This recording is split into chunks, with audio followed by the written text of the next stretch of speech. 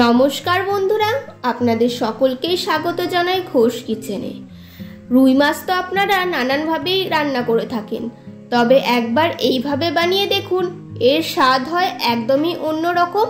আর ঘরোয়া কিছু সামান্য উপকরণ দিয়ে আপনারা এই টেস্টি মাছের রেসিপিটি বানিয়ে নিতে পারবেন। আজকের রেসিপি রুই মাছের মশলা কারি। আশা করি আজকের আমার এই রেসিপিটি আপনাদের সকলেরই ভালো লাগবে। ভিডিওটি ভালো লাগলে চ্যানেলটি সাবস্ক্রাইব করার অনুরোধ রইল।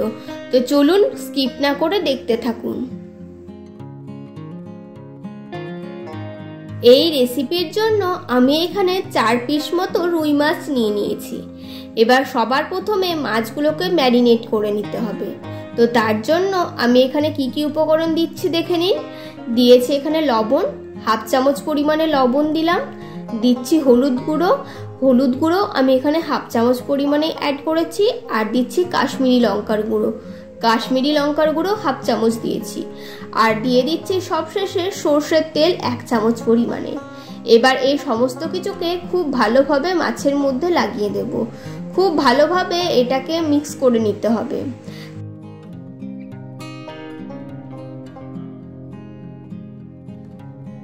মাছটাকে খুব ভালোভাবে আমি ম্যারিনেট করে নিয়েছি। এবার এটাকে মিনিমাম 10 থেকে 15 মিনিট মতো এইভাবেই রেখে দিতে হবে। 10 থেকে 15 মিনিট পর আমি কড়াইয়ে তেল গরম হতে বসিয়ে দিয়েছি। এর মধ্যে এবার মাছগুলোকে ভেজে নেব। তেলের পরিমাণটা একটু বেশি দিয়েছি, যেহেতু মাছগুলো ভাজা হবে আর তারপর রেসিপিটা আমি এই তেলের মধ্যেই করব। তো তেলের মধ্যে আমি সামান্য পরিমাণে লবণ দিয়ে দিলাম। লবণ দিলে মাছগুলো কড়াইয়ের মধ্যে লেগে যায় না। এবার তেল খুব ভালোভাবে গরম হয়ে গেছে। তারপর আমি একে একে মাছের পিসগুলোকে দিয়ে ভেজে নেব।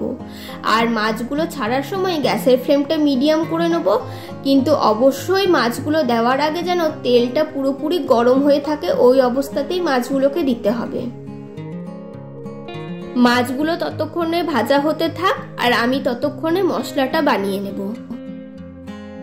এই রেসিপির জন্য আমি কি কি মশলা ব্যবহার করেছি দেখে নিন। নিয়েছি এখানে একটা বড় সাইজের টমেটো, 4টে কাঁচা লঙ্কা, সামান্য রসুন আর আদার পরিমাণটা একদমই কম। তারপর এই সমস্ত কিছুকে একটা মিক্সার জারে আমি ট্রান্সফার করে নিচ্ছি আর সমস্ত উপকরণই দিয়ে দিচ্ছি। এই রেসিপির জন্য সমস্ত কিছুই ঘরোয়া উপকরণই আমি ব্যবহার করেছি। এবার আমি এর মধ্যে দিয়ে দেবো 1 চামচ পরিমাণে গোটা জিরে, দিয়ে দিচ্ছি গোটা ধনে 1 চামচ পরিমাণে। আর এর মধ্যে অ্যাড করছি কালো সর্ষে আমি এখানে 2 চামচ পরিমাণে ব্যবহার করেছি। আপনারা চাইলে 1 চামচ কালো সর্ষে 1 চামচ সাদা সর্ষেও দিতে পারেন। দিয়ে দিলাম সামান্য পরিমাণে লবণ আর পরিমাপ মতো জল। লবণটা দিয়েছি তাহলে সর্ষেটা বাটার সময় এটা তেতো হয়ে যাবে না। সব মশলাকে দেখুন আমি একসাথে ব্লেন্ড করে নিয়েছি। আর দেখুন মশলাটা একদমই স্মুথ হয়েছে। ততক্ষণে মাছগুলো একদিকটা খুব ভালোভাবে ভাজা হয়ে গেছে। এবার মাছগুলোকে উল্টে অপর দিকটাও ওই একইভাবে আমি ভেজে নেব। আর এই রেসিপির জন্য মাছগুলোকে একটু বেশি কড়া করেই ভাজতে হবে। আপনারা দেখতেই পাচ্ছেন যে আমি কিভাবে কড়া করে মাছগুলোকে ভেজেছি। 2 পিটি মাছগুলো ভালোভাবে ভাজা হয়ে গেছে। এবার আমি তুলে নিচ্ছি। এবার গ্যাসের ফ্লেমটা অফ করে ওই একই তেলের মধ্যে আমি দিয়ে দিলাম 4টে এলাচ। আর দিয়ে দিচ্ছি এর মধ্যে হলুদ গুঁড়ো আর কাশ্মীরি লঙ্কার গুঁড়ো। আমি হাফ চামচ পরিমাণে হলুদ গুঁড়ো দিয়েছি আর হাফ চামচ পরিমাণে কাশ্মীরি লঙ্কার গুঁড়ো। এই দুটোকে তেলের মধ্যে মিক্স করে নেব। গ্যাসের ফ্লেমটা যদি অন থাকতো তাহলে এগুলো পুড়ে যাওয়ার সম্ভাবনা থাকতো। আর এইভাবে তেলের মধ্যে হলুদ আর লঙ্কার গুঁড়ো দিলে কালারটা খুবই ভালো হয়। এবার গ্যাসের ফ্লেমটাকে অন করে যেই মশলাটা বানিয়ে রেখেছিলাম সেই মশলার পেস্টটা আমি এর মধ্যে অ্যাড করে দিলাম। এবার এই মশলাটাকে খুব ভালোভাবে কষিয়ে নিতে হবে। মশলাটা যত ভালোভাবে কষানো হবে এই কারির স্বাদটাও হবে ততই বেশি। দেখুন মশলাটা আস্তে আস্তে কষানো হচ্ছে আর কালারটাও চেঞ্জ হয়ে আসছে। আর মশলা থেকে দেখুন তেলও ছেড়ে দিয়েছি। এবার আমি এর মধ্যে অ্যাড করে দিলাম হাফ কাপ পরিমাণে জল। আর দিয়ে দিচ্ছি একদমই সামান্য পরিমাণে লবণ। যেহেতু তেলের মধ্যেও লবণ দিয়েছিলাম আর মশলা বাটার সময়ও লবণ দিয়েছিলাম, তাই লবণের পরিমাণটা একদমই কম দিতে হবে। এবার সমস্ত কিছুকে একবার মিক্স করে নেব।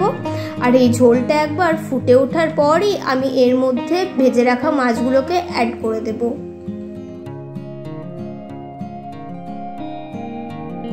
দেখুন ঝোলটা ফুটে উঠেছে। এবার আমি এর মধ্যে একে একে মাছের পিসগুলোকে দিয়ে দিলাম।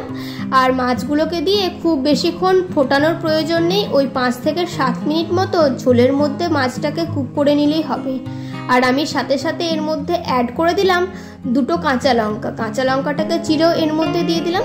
এবার মাছটা এইভাবে ঝোলের মধ্যে 5 থেকে 7 মিনিট মতো কুক হলেই তৈরি হয়ে যাবে রুই মাছের মশলা কারি।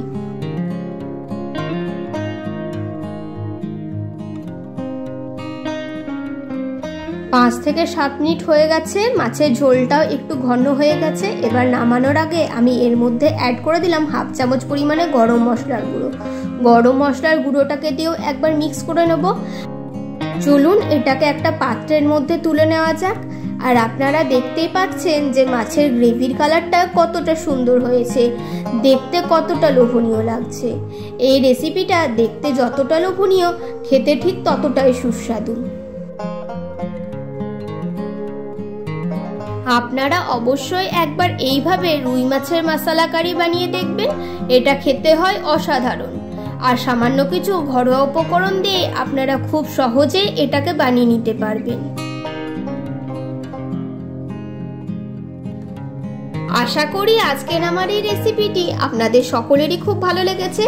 ভিডিওটি ভালো লাগলে অবশ্যই লাইক করবেন আর পরিচিতদের মধ্যে শেয়ার করতে ভুলবেন না। আপনাদের মতামত কমেন্ট বক্সে জানাবেন। আর যারা এখনো পর্যন্ত চ্যানেলটি সাবস্ক্রাইব করেননি, অবশ্যই চ্যানেলটি সাবস্ক্রাইব করে পাশে থাকা বেল বাটনটি প্রেস করে দেবেন নিত্য নতুন রেসিপির আপডেট পাওয়ার জন্য। আজকে এই পর্যন্তই, দেখা হচ্ছে নেক্সট এপিসোডে নতুন কোনো রেসিপি নিয়ে। আমি আপনাদের জন্য এরকম আরও রেসিপি নিয়ে আসবো। ভালো থাকবেন, সুস্থ থাকবেন, ধন্যবাদ।